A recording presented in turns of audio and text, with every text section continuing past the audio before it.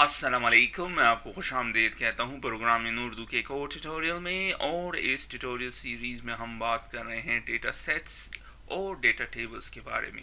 पिछले 3 वीडियोस में हमने बात की है data sets, data table, data columns और आखिरी वीडियो में हमने बात की थी डेटा रोज। इस ट्यूटोरियल में हम बात करेंगे डेटा व्यू क्लास के बारे में। डेटा व्यू सिमिलर है सीक्वल व्यू के साथ कि ये डेटा का एक व्यू रिप्रेजेंट करता है जिसमें फिर हम डिफरेंट किस्म के ऑपरेशन कर सकते हैं, जैसे कि सॉर्टिंग है, फिल्टरिंग है, सर्चिंग है, एडिटिंग है, नेविगेशन है। एक बात याद रखिए कि डेटा व्यू डेटा को स्टोर नहीं करता जिस तरह सीक्वल व्यू, अगर आपको ने कभी पढ़ी हो सीक्वल व्यू, तो सीक्वल व्यू भी डेटा को स्टोर नहीं करता, बल्कि ये सबसेट मीनिंग एक थोड़ा सा डेटा या पूरा डेटा आपको शो करता है। फिर आप उस पर सॉर्टिंग, फिल्टरिंग, सर्चिंग, एडिटिंग और या नेविगेशन जो भी करना चाहे कर सकते हैं। तो आइए चलते हैं, इस वीडियो में हम डेटा व्यू को यूज़ करते हैं कि किस तरह हम सॉर्टिंग कर सकते हैं, फिल्टरिंग कर सकते हैं, सर्चिंग कर सकते हैं, एडिटिंग और नेविगेशन। हम इनमें से पहले 3 करेंगे और चौथा भी थोड़ा सा कवर होगा। तो आइए चलते हैं, बात करते हैं। हम वही एग्जांपल यूज़ करेंगे जो कि हम पिछले 3 वीडियोस में यूज़ कर रहे हैं। फिर चलते हैं मेन फॉर्म की तरफ, जिसमें हमने ये हमारा फॉर्म है जिसमें हमने डेटा ग्रिड व्यू कंट्रोल को ऐड किया था। इसके अलावा यहाँ पे मैंने पहले ट्यूटोरियल में इन 2 रेडियो बटन्स को भी ऐड किया था सॉर्टिंग के लिए, जैसे कि आप देख रहे हैं, और सर्चिंग के लिए ये फील्ड मैंने ऐड की थी। तो अब इसको यूज़ करेंगे। सबसे पहले हम इन सारों को डिलीट कर देते हैं, हमें इनकी ज़रूरत नहीं, और एक डेटा टेबल्स क्रिएट करते हैं। सबसे पहले तो मैं क्या करूँगा, डिफाइन डेटा टेबल। और डेटा टेबल को किस तरह डिफाइन करते हैं, और ये एम्प्लॉई की इंफॉर्मेशन को स्टोर करेगा।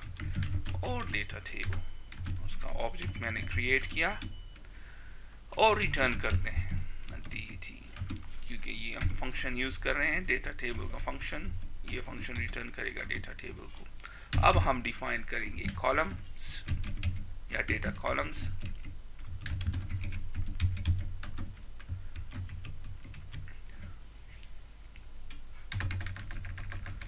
dt employee dot columns dot add सो ऐड करेंगे। सबसे पहला कॉलम जो मैं ऐड करना चाहता हूँ वो है id, जो कि है type of system dot in 32, यानी इंटीजर 32 बिट इंटीजर है। नेक्स्ट कॉलम मैं ऐड करना चाहता हूँ, याद रखें हमने एक कॉलम ऐड करना है नेम के लिए ताकि हम फिल्टरिंग कर सकें, और एक सिटी के लिए करना है ताकि हम सॉर्टिंग भी कर सकें। तो अब नेम के लिए करते हैं एक जो कि टाइप होगा, टाइप ऑफ स्ट्रिंग।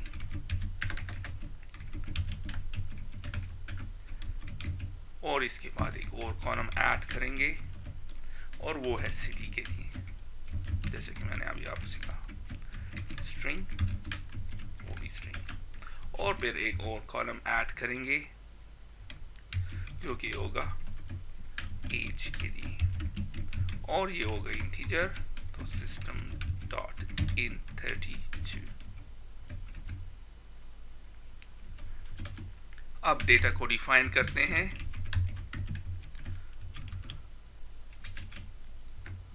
यानी कि रोज।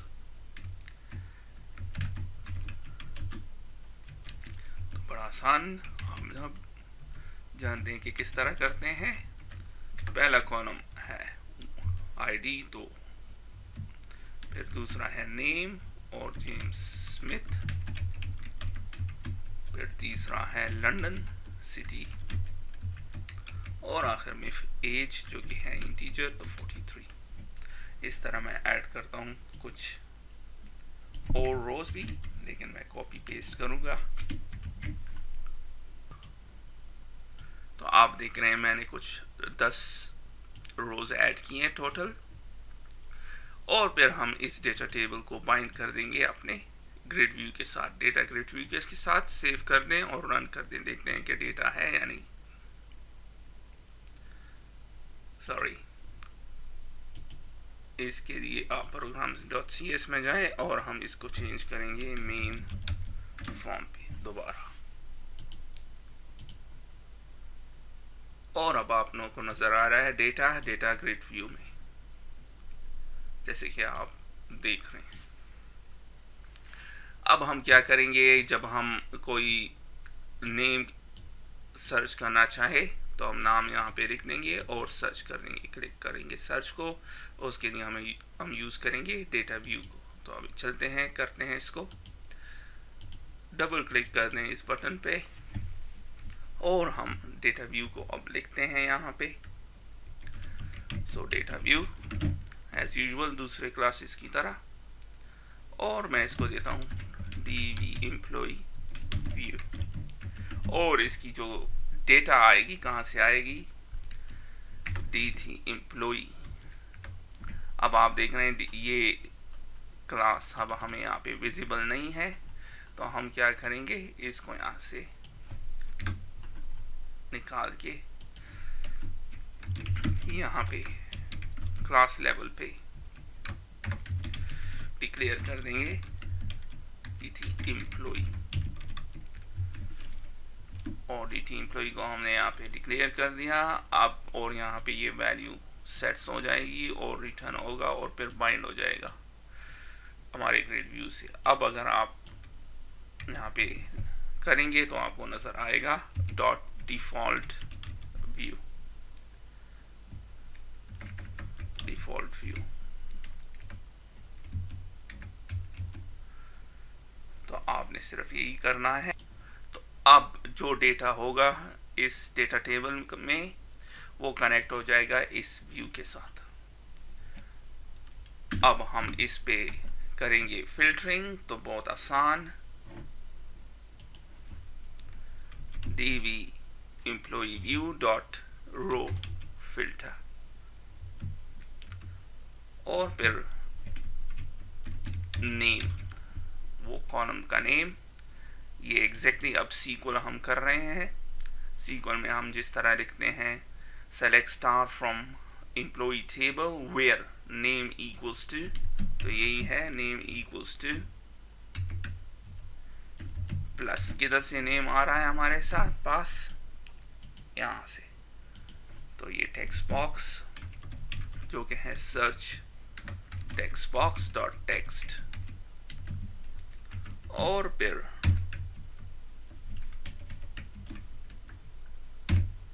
तो अब ये सीक्वल का ये है वेयर नेम इक्वल्स टू, तो इनसाइड जो भी आप नाम देते हैं जेम्स स्मिथ, तो ये आपको नजर आ रहा है।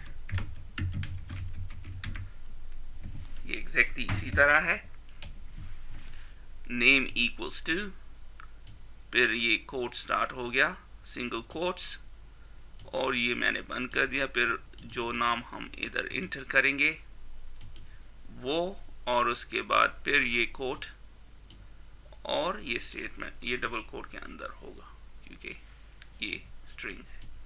तो आपने देखा, आप करते हैं, जैसे ही हमारे पास वैल्यू आएगी हम अपने ग्रिड व्यू को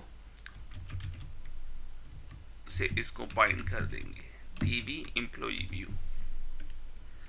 तो सिंपल, आपने क्या किया, लिंक किया अपने डेटा व्यू को, डेटा टेबल की डेटा को डेटा व्यू से, और फिर हम इसको फिल्टर करेंगे बाय नेम, और नेम के लिए जो वैल्यू हमें आएगी वो इस टेक्स्ट बॉक्स से आएगी, और आखिर में जैसे ही हमारे पास वैल्यूज आ जाएंगी तो हम उसको बाइंड कर देंगे अपने डेटा सोर्स के साथ। तो रन करते हैं, और अब मैं देता हूं जेम्स स्मिथ, और आपको नज़र आ रहा है। अगर हम सिर्फ जेम्स देंगे तो आपको कोई वैल्यू नज़र नहीं आएगी। एक चीज़ याद रखें, अगर आप ये स्टेटमेंट नहीं भी लिखना चाहें या ना लिखना चाहें तो ये पे भी काम करेगा। अभी सर्च करते हैं और आप देख रहे हैं इसकी एक वजह है क्योंकि ये कनेक्ट है हमारे डेटा टेबल्स के साथ। So simple as that. अब नेक्स्ट चीज, चूंकि ये हमें अगर हम सिर्फ जेम्स देंगे तो कोई वैल्यू नहीं नजर नहीं आ रही। इसकी एक वजह है, ऑल दो वैल्यूज वहां पे मौजूद हैं। तो जिस तरह हम सीक्वल में करते हैं वेयर नेम लाइक और फिर उस लाइक के अंदर वो चीज परसेंट करते हैं, वो हम अब करेंगे यहाँ पे। सेम है एग्जैक्टली लाइक और फिर परसेंट और फिर परसेंट। अब ये एग्जैक्टली उसी तरह हो गया है। अब रन करते हैं।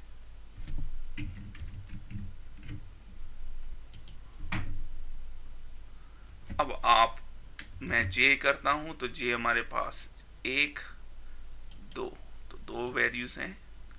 इसके अलावा इसने जेम्स, जॉन और जॉन्स को भी कर दिया है। तो अगर हम यहाँ पे अब जेम्स देंगे तो ये हमें सर्च कर देगा जेम्स और जेम्स।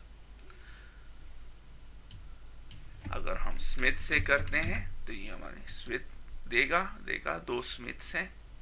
जिस तरह आप इस क्वेरी को सेट करेंगे इसी तरह ही देगा। अगर आप इसको सिटी के थ्रू करेंगे तो फिर सिटी सर्च करेगा। तो अब मुझे उम्मीद है कि आपको ये समझ में आ गया होगा कि कितनी आसानी के साथ हम रोज को फिल्टर और सर्च कर सकते हैं। अब नेक्स्ट चीज है सॉर्टिंग। तो सॉर्टिंग करते हैं बाय नेम और बाय सिटी। तो इफ अगर हमने ये वाला रेडियो बटन चूज किया हुआ है, sort by name dot checked, और अगर हमने वो दूसरा यूज किया है तो फिर एल्स। तो क्या करो, अब हम इस एम्प्लॉय व्यू को यूज करेंगे, लेकिन हम यूज नहीं कर सकते क्योंकि ये इस मेथड के अंदर है। तो एक आसान तरीका है कि हम इसको कॉपी कर दें, यहां से कट कर दें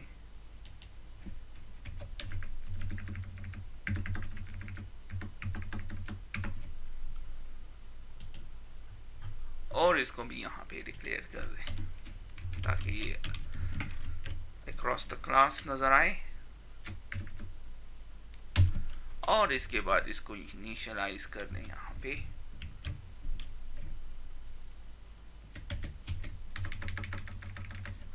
तो अब ये डिफॉल्ट लिंक हो गया है at the start of, at the start हो जाएगा। सॉरी यहां पे नहीं, फॉर्म लोड इवेंट में होता है। यहाँ पे हम इसको लिंक कर देंगे, लिंक हो गया। अब ये हमें अवेलेबल होगा जैसे कि आप देख रहे हैं, और इसका एक प्रॉपर्टी है सॉर्ट। अब सॉर्ट भी एग्जैक्टली सेम तरीका है जैसे कि हमने किया था, जिस तरह हम करते हैं sort by name. So name और ascending, that's about it. Order by name तो बस ऑर्डर बाय हमने नहीं लिखना, नेम असेंडिंग। और इसी तरह अगर हमने सिटी का किया हुआ है तो सिटी असेंडिंग। आप देखते हैं ये होती है, ये काम करता है या नहीं। देखते हैं कौन सा एरर है और एक्सपेक्ट कर रहा है यहाँ पे।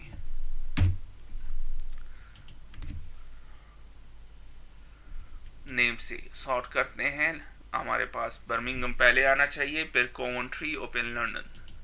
तो अब आप देख रहे हैं और कॉन्ट्री नीचे आ गया, तो काम नहीं कर रहा, बल्कि इंस्टेड ये बिल्कुल ठीक नहीं नज़र आ रहा, बिल्कुल काम नहीं कर रहा। देखते हैं कि क्यों नहीं कर रहा। हेलो, इसकी एक वजह है, जब हम नेम करेंगे तो ये सिटी से नहीं होगा, नेम बाय नेम की सॉर्टिंग है। तो आप देख रहे हैं जब सॉर्ट करेंगे तो डॉन जो कि डी से स्टार्ट हो रहा था स्टार्ट में है, फिर जे पी आर एस और सो ऑन। अगर सिटी से करेंगे तो बर्मिंघम, कोवेंट्री और लंदन होगा। तो देखते हैं, तो आप देख रहे हैं बर्मिंघम, कोवेंट्री और लंदन। तो आपने देखा कि कितनी आसानी के साथ हम सॉर्टिंग की फंक्शनैलिटी भी अपने डेटा टेबल पे ऐड कर सकते हैं। तो आपने देखा कि हम डेटा व्यू की ज़रूरत क्यों पेश आती है। अगर तो हम अपने डेटा टेबल की डेटा को पे searching, sorting, filtering, and navigation करना चाहें तो ये हम डेटा व्यू यूज़ कर सकते हैं। अब क्वेश्चन ये है कि डेटा टेबल पे डायरेक्टली कोई ऐसे मेथड्स नहीं है, कुछ मेथड्स हैं लेकिन उसके लिए हमें लिंक को यूज़ करना होगा। ये एक आसान तरीका था। नेक्स्ट वीडियो में मैं लिंक को यूज़ करूँगा डेटा टेबल में, उसमें हम डेटा व्यू को यूज़ नहीं करेंगे। तो तब तक के लिए खुदा।